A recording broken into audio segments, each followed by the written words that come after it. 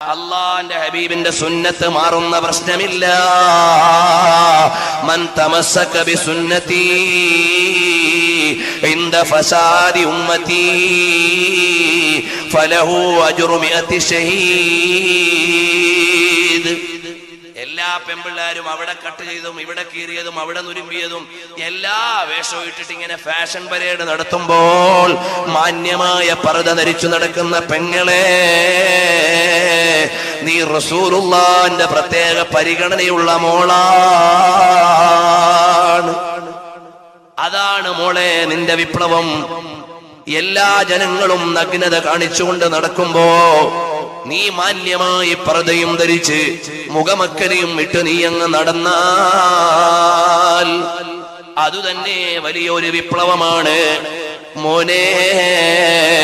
നീ ഇങ്ങനെ ജനങ്ങളെല്ലാം പല പല കോലത്തിലും ഞെരിയാണിക്ക് താഴെ ഇടക്കാലത്തിന്റെ പാൻസിന്റെ അടിഭാഗം ചെരുപ്പിന്റെ അടി വെച്ച് ചവിട്ടിയാലേ ഫാഷനാവൂ.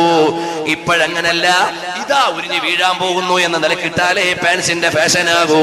ഈ നിലക്കൊക്കെ ഇട്ട് നടക്കുന്ന മനുഷ്യന്മാര്, നിങ്ങൾക്ക് ഈ ബോഡി നൽകിയതാരാണ്? നിങ്ങൾക്ക് മേനി നൽകിയതാരാണ്? നിങ്ങൾക്ക് ഭംഗി നൽകിയതാരാണ്? ലോകത്തിന്റെ അധികാരിയല്ലേ? ഞങ്ങൾക്കതൊന്നും വാങ്ങാൻ കാശില്ലാഞ്ഞിട്ടല്ല, ഞങ്ങളുടെ അകത്തളങ്ങളിൽ ഞങ്ങളുടെ ജീവിതം കൊണ്ട് വിപ്ലവം നയിക്കുന്ന പോരാളികളാണ്.